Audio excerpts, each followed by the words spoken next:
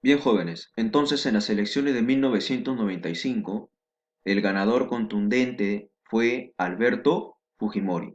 Recuerda también que los fujimoristas van a obtener mayoría en el Congreso. 67 escaños eran del partido fujimorista, del partido Cambio 90, Nueva Mayoría. Y los congresistas eran de 120, eran 120 en esos tiempos, eran 120 congresistas y más de la mitad, porque eran 67, eran fujimoristas. Eran mayoría, en otras palabras, en el Congreso. Ahora, empieza así entonces el segundo gobierno de Alberto Fujimori, de 1995 al año 2000. Bueno, en este segundo gobierno de Fujimori ocurren cosas muy inesperadas, como por ejemplo, en junio de 1996, la prensa logró encontrar o hallar droga en el avión presidencial. Se encontraron ya 170 kilos de clorhidrato de cocaína de alta pureza, ya, en el avión presidencial, en el avión del presidente Alberto Fujimori, ya. A lo mejor no fue decisión de él, pero sí de personas muy cercanas, podrían ser asesores quizás, personas muy cercanas al presidente, porque para meter droga en el avión presidencial, eso no lo puede hacer cualquiera, ¿ya? Entonces ahí podemos, si no fue el presidente, entonces de igual manera el presidente estaba rodeado de malos elementos relacionados con el narcotráfico. Por eso que al avión presidencial se le comenzó a llamar el narco avión, ¿sí?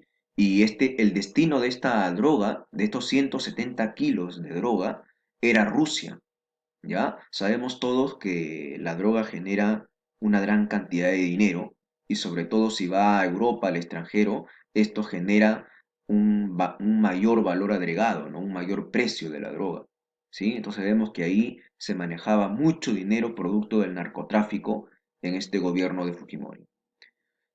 Otro hecho también lamentable de este gobierno es que hubo una campaña, el gobierno practicó una campaña de esterilizaciones forzadas contra mujeres, un aproximado de 215.000 mujeres de origen indígena, principalmente de origen campesino, ¿ya? Que fueron operadas, ¿ya? Que fueron esterilizadas contra su voluntad, como lo dice esta fotografía, ¿sí? En contra de su voluntad, fueron esterilizadas. Eso quiere decir que ya no podían tener hijos, ¿ya? Con el pretexto del gobierno fue prevención de enfermedades de transmisión sexual, pero en realidad lo que estaban haciendo estas mujeres era esterilizarlas para que ya no tengan hijos. El objetivo del gobierno era disminuir la tasa de nacimiento y de esa manera la pobreza.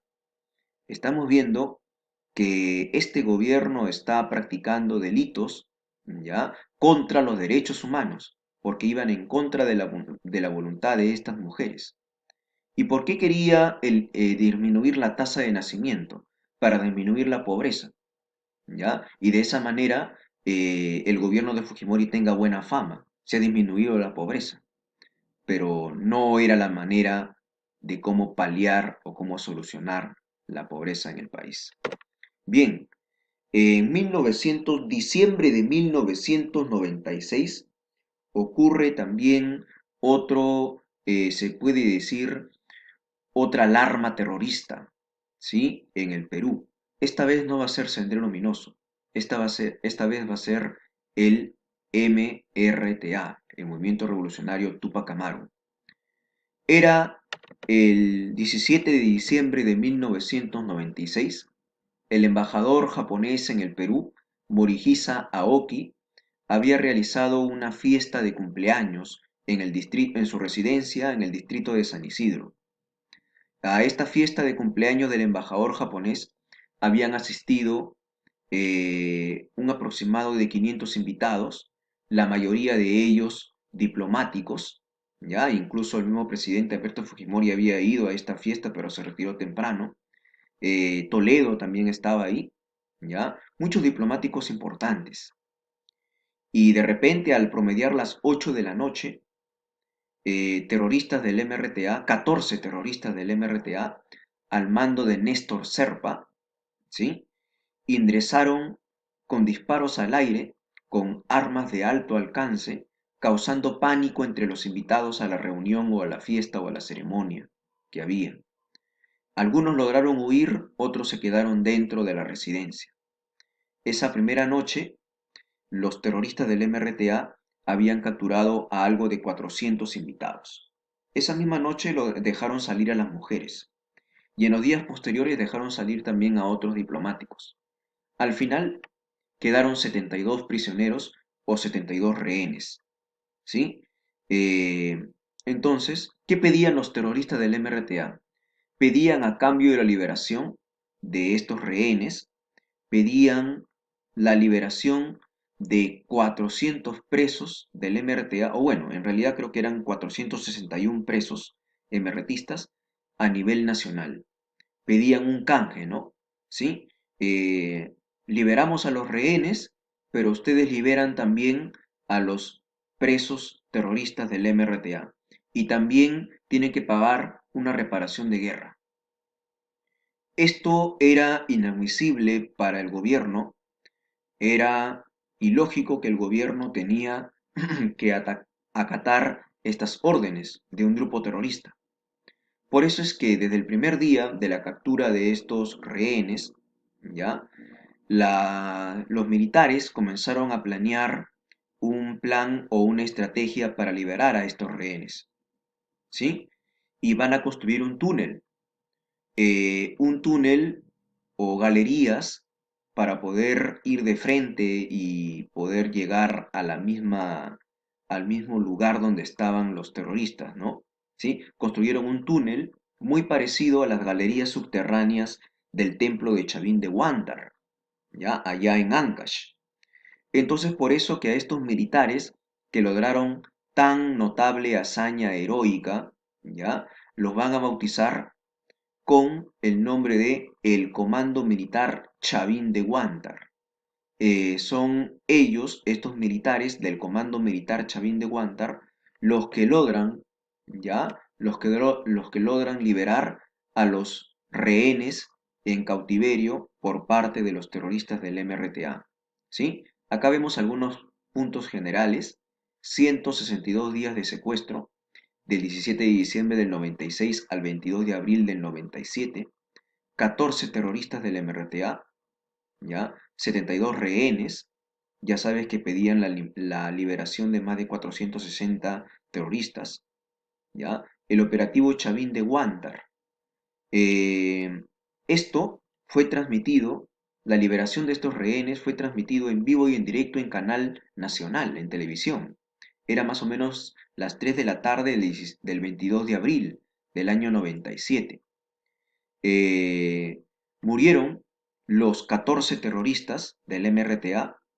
Lamentablemente también perdieron la vida dos comandos de Chavín de Huántar y un rehén, Carlos Yusti, que sufría del corazón.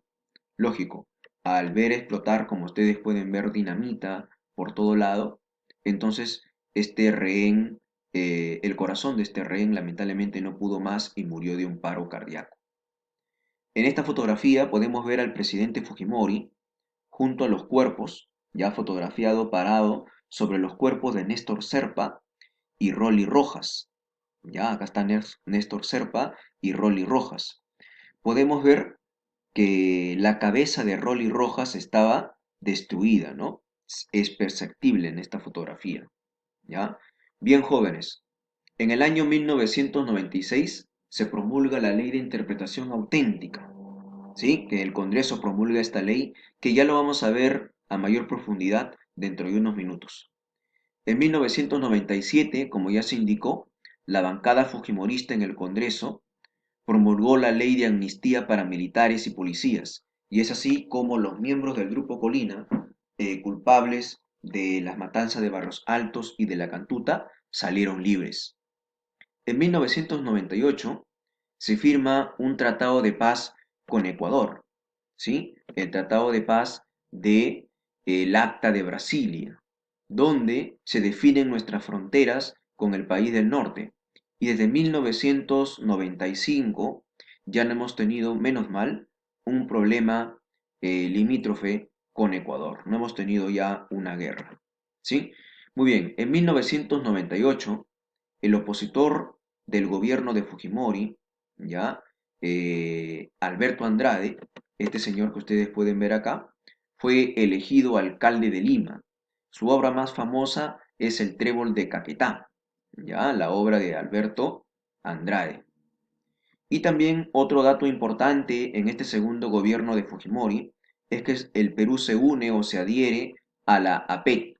¿Qué significa APEC? Foro de Cooperación Económica Asia-Pacífico, donde está incluido el Perú, México, Chile y también países como Estados Unidos, Japón, China, Australia, Canadá, para fomentar el comercio internacional. Ahora vamos a hablar de la ley de interpretación auténtica. ¿En qué consiste dicha ley? ¿Ya? En el año 1996, el Congreso Fujimorista aprueba esta ley, ¿ya? Para reelegir a Fujimori por tercera vez en el año 2000. A ver, recuerda que la Constitución de 1993 establecía que el presidente podía reelegirse. Ahora ya no. Ahora la Constitución ha sido cambiada. Pero en esos años, la Constitución establecía que el presidente podía reelegirse en el poder, pero solamente una vez. Si Fujimori gobernó del 90 al 95, su reelección sería del 95 al 2000, más no del 2000 al 2005. Pero la ley de interpretación auténtica decía lo siguiente: Fujimori fue elegido en 1990 y en 1990 no regía la Constitución del 93, sino la anterior, la del 79. Por lo tanto, las elecciones de 1990 no pueden ser consideradas como una elección de Fujimori, ¿sí? Porque no regía la Constitución del 93, sino la del 79. Por lo tanto, su primera elección de Fujimori fue en el 95 y su primera reelección sería en el 2000. Así lo analizaron estos congresistas y por lo tanto esta ley de interpretación auténtica permitía, ¿qué permitía esta ley? Permitía que Fujimori pueda reelegirse ya por segunda vez en su cargo desde el año 2000 al 2005, como sí lo hizo, pero no duró hasta el 2005 por diferentes razones que ya lo vamos a ver la próxima clase, donde vamos a hablar del final del gobierno de Fujimori y también del gobierno transitorio de Valentín Paniagua Corazao. Bien, jóvenes, eso es todo por esta clase. Espero me hayan entendido. Muchas gracias.